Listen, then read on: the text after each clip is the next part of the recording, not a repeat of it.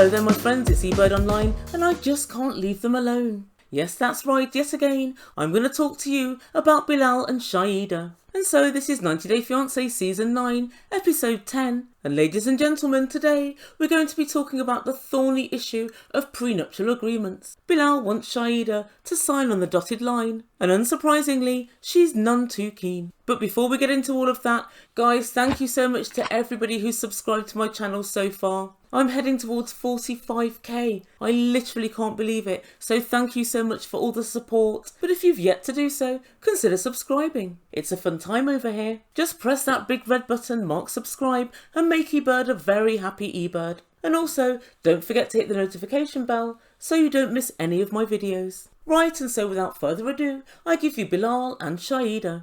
Now, as we all know, Bilal's every word is fueled by undiluted dishonesty, and this week's absolutely no different.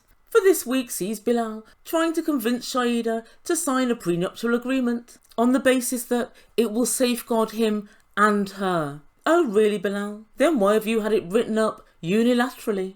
But guys, we'll get to that. First I'm going to run over what happened last week. And first up, we're in the kitchen, with Shaeeda, the water-splashing monster. She strikes again, for she's busy cleaning chicken in the sink, with Bilal's daughter, Zaina. And so as the two cook together, Shaeeda yet again brings up the issue of Bilal's daughter not calling her mum. And she said, Zaina, do you have any more idea about, well, what you should call me? The eBird can help there. Wife number 3. Or perhaps the penultimate wife. Or maybe Shady Shaeeda.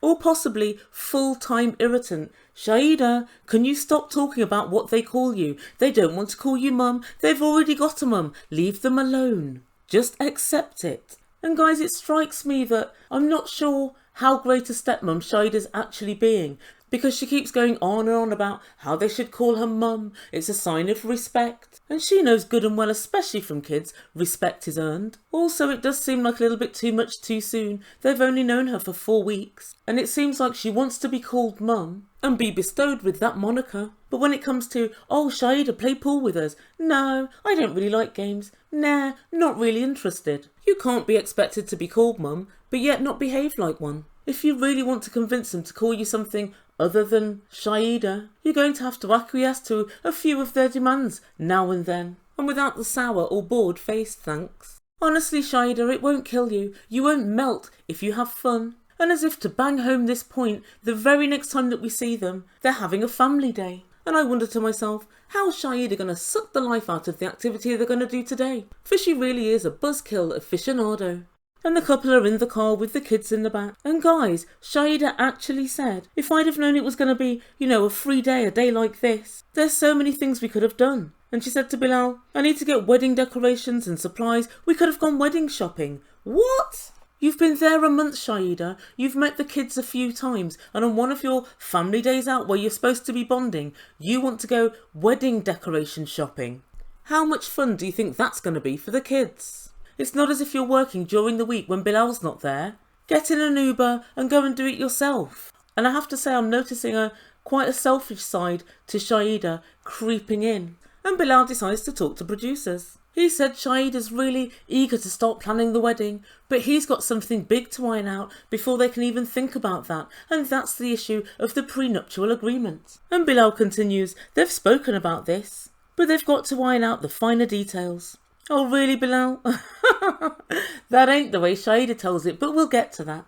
And guys, I always know when Bilal's lying because his lips are moving. I think what really irritates me about Bilal is that he's not telling the truth about something, but he looks at the camera earnestly and really tries to convince everybody that what he's saying is the truth. Bilal, we know it's not because it's you telling it. He genuinely thinks we're all stupid. Anyway, next this family have a lovely family activity and they're all going on electric scooters. And Shaeeda lets us know that she's slightly scared and it's not her thing. We know, Shaeeda, we know. And she continues, I think it's very unsafe, but I don't want to spoil the vibe or be a party pooper. Really? Well then perhaps you should let your face know.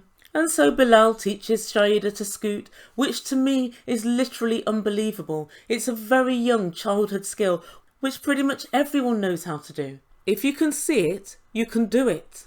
It's not even like riding a bike. There's no skill to it. You put one foot on a board and you push with the other foot. Considering that she's a yogi and she's so agile, she doesn't really seem to have any sense of coordination. It's very strange. And so she scoots off down the pavement, and it's quite amusing because the camera pans around to Bilal's daughter and son, and they watch her, and obviously she falls off. Nil point for the cameraman. In fact, you should be fired immediately because he completely missed her falling off. I, for one, am devastated. I could do with a laugh. And so Bilal and Shaeeda sit down and they decide to have a chat. Guys, did I say a chat? I mean another bickering argument. These two never do anything else. At this point, even though I want to blame everything, all the world's troubles on Bilal's shoulders, I have to come to the conclusion Shaeeda must be as bad. He's not bloody arguing with himself, is he?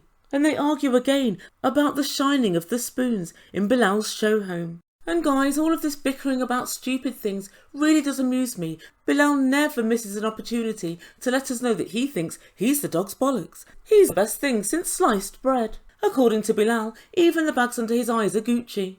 Bilal, if you're as high value as you say, if you're as great as you say, if you're as successful as you say, then perhaps you ought to consider hiring somebody to shine your silverware for you, or should I say stainless steelware. Come on guys, you know it is. And Shaeeda was saying it's not that big a deal, but Bilal's always got something for her ass. And he shot back with, you told me that even your mum said that your silverware was terrible. And Shaeeda complained that Bilal always tries to use anything she tells him against her in an argument. At this point I'm just thinking, it's very lucky for Shaeeda that she's never met me because I do exactly the same. Why wouldn't I? But Shaeeda said, you have to win. Every time we talk about anything, you try and put me down, but you have to have the final word. And so Bilal, as obtuse as ever, said it's not a case about winning or losing. Either the spoons are dirty and I have to rewash them, or they're not, and I do. Really, Bilal? Failing to shine silverware means you have to rewash it. There are people that can help you, Bilal. People that can help you with your problem. And he said, I'm talking about being clean and unclean. It's not right or wrong. But overall it just goes again to prove that these two don't seem to be able to get on. And also they cannot communicate effectively. It really is quite the problem. And so next up we see Shaeeda, keen to press along with the wedding, decides to go wedding shopping with Bilal's sister. It's quite an upscale place they've gone to. And she tries on a few dresses and she looks absolutely stunning. But then inexplicably she decides to speak to his sister about the problems they're having in their relationship. And she lets her know that Bilal's quite hot-headed and is always arguing with her. She's worried about the house because he's always moaning about different things. And she wants to know how to deal with him.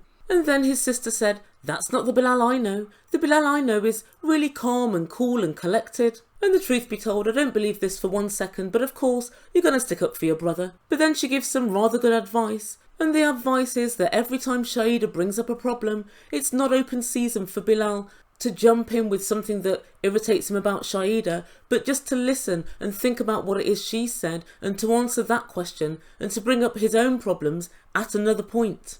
Very, very wise words, I think. And as she continues trying on the dresses, Shaeeda lets Bilal's sister know that she's the last one of all her sisters to be married. And she says, I feel really old to be a bride. And I think this is what's weighing on Shaeeda's mind all the time. That's why she lets Bilal get away with blue murder. And she then goes on to say they're still having issues about whether they have kids or not. And she lets his sister know if kids is off the table, then the wedding's not going to go forward. And his sister said, well, I think he does want to have kids, but he doesn't want to be stuck to a specific timeline. Guys, like I said before, I think he's going to try and marry Shaeeda and then long it out until it's too late. And so next time we see this couple, Bilal, ever the romantic, takes Shaeeda on yet another tourist attraction. He lets production know that Shaeeda calls him Mr. Romantic. Oh really, Bilal? She calls you lots of other things as well. OCD, irritating, argumentative, to name but a few. And so today they're going on a giant wheel, so they can see the whole of the city. Bilal's very aware that Shaeeda's afraid of heights, but they go up nevertheless. And as they sit in the capsule, she looks down and realises the bottom is made of glass. And Bilal said, don't worry, just focus on me. Well, I guess, Bilal, that's what you always do. And guys, he was looking super shifty. He kept looking from left to right. And then he said, yeah, something came through. Yeah, the marriage contract. What, Bilal? Yes, that's right guys, he cleverly decided to call it a marriage contract. Shaeeda even more cleverly lets him know that she knows it's a prenuptial agreement. And straight away she's fuming, her face turned to stone. He showed a contract on a mobile phone.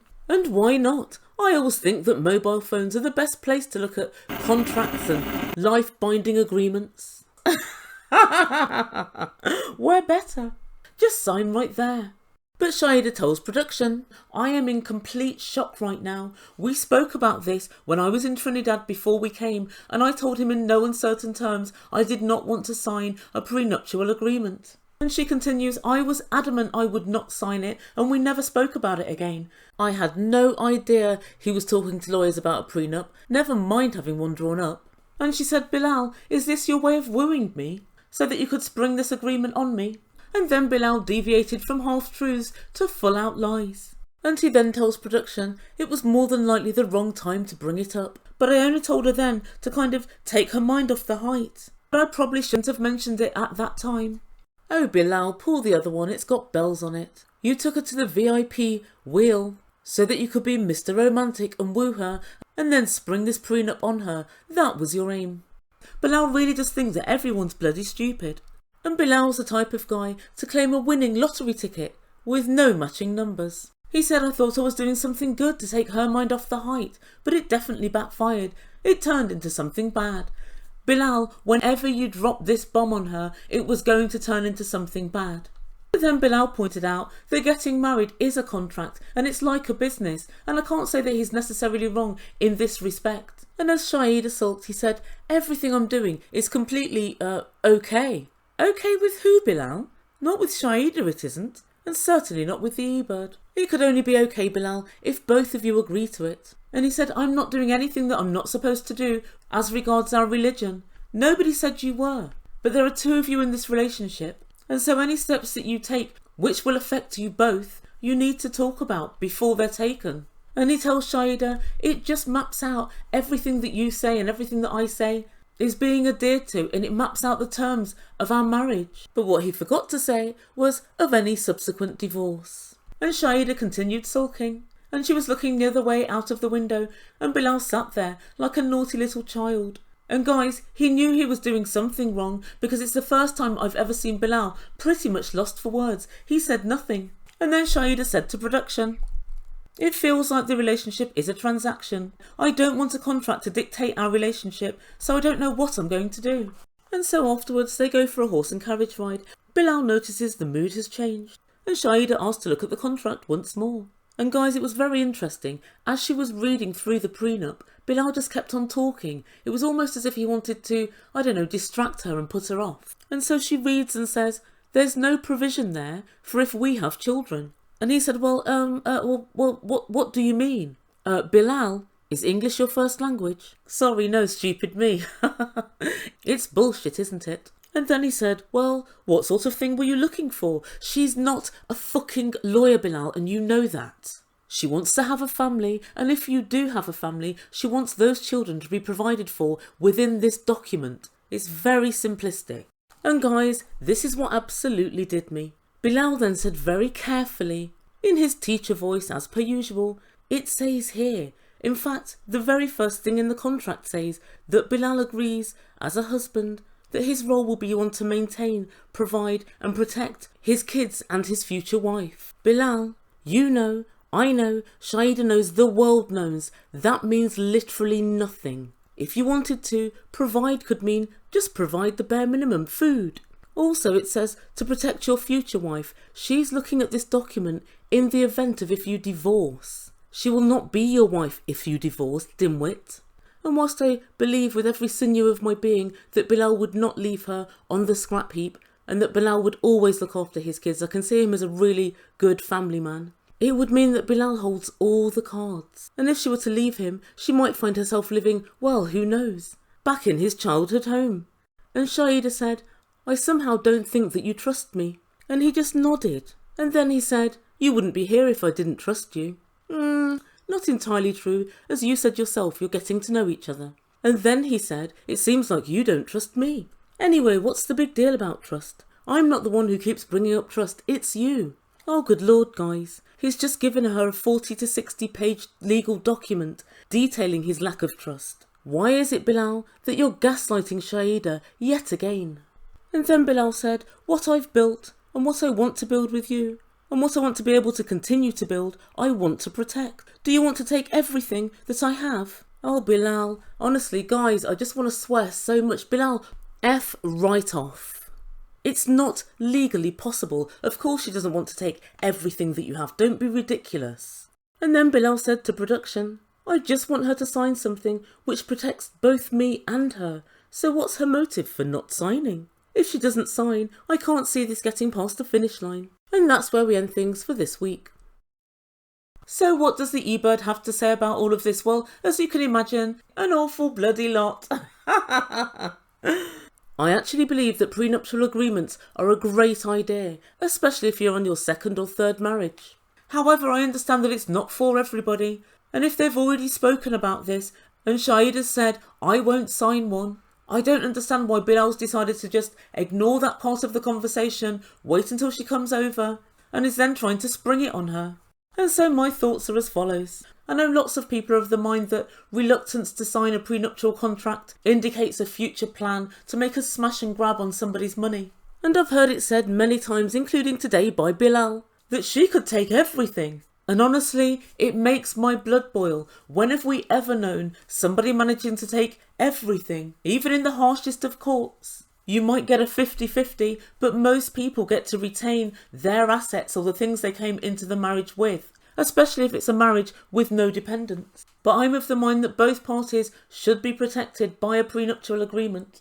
So I understand that Bilal has to ring-fence money for his 2 children, that goes without saying, for their education and so on. I also understand that Bilal has more money than Shaeeda does, and I think it's more than fair if any agreement favoured Bilal or ensured that what Bilal came into this relationship with, he could also leave with. But this is where things get sticky, because I think once you get together with somebody, you build a life together. So it may well be that maybe she's a housewife or maybe she's looking after kids, but your labour and your value is still something. But there are an awful lot of men who think, well, I earned all the money, I bought the car, I bought the house, therefore it's all mine. And so any contribution, whether specifically financial or not, from a wife or any other partner, should be considered, I think, in any prenuptial agreement. And I've got a feeling that the fact that Bilal went and had this agreement drawn up unilaterally means that it has everything that he wants in it, and he won't have considered Shaeeda. And you know, Shaeeda says, I want a love story. A marriage isn't a contract. Oh yes it is. You sign a marriage agreement and that means you're bound by certain terms. Most marriages and relationships are transactional to some extent. And so in this particular case, she brings to the marriage her intelligence, her beauty, maybe her social media clout, and let's be honest, a good-looking possession for Bilal to have on his arm. And he brings his money, and his show home, and, well, I guess his scatter cushions, and also his bad attitude, and a little soupçon of OCD. And so all of those things have an intrinsic value, and for her to sign everything away would mean she's of no value within this relationship. They could be together for 15 or even 20 years, and at the end of that, she could find herself with next to nothing. And so if they were going to have a prenup, they should have actually sat down, looked at the terms, made a document together, and then both taken it to their respective lawyers so they could both look after their own interests. If Shaeeda signs everything away, what will happen potentially to any kids that she has? Will they be second-class citizens? Possibly. And Bilal just presenting her with this finished document is extremely unfair to her, because it's highly likely that she doesn't have access to lawyers and to her own legal counsel, and so therefore all of the parts of the contract will be on Bilal's terms. If I'm honest, put simply, Bilal's trying to engineer a scenario whereby he's got this beautiful girl, who's elegant and graceful, who's educated, and also a Muslim, and he's more or less saying to her, I'm offering you a fantastic life, but should you ever leave, I'll ensure that you're on life's scrap heap with nothing. I think it's just another way for Bilal to control Shaeeda. If she signs this prenup as is, he'll know he can treat her however and she can never leave, especially when she's 10 or 12 years in. So guys, let me know in comments below what you think. Do you think her signing a contract would be fair? I think she has no claim on what Bilal has made thus far in life. But once they marry and start building together, she should be able to get some share of what they make. So yep, comments down below, and as usual, please don't forget to like, subscribe and all of that good stuff, and join the Ebird family. Thanks guys so much for listening. You've been listening to Ebird Online, and I bid you good day.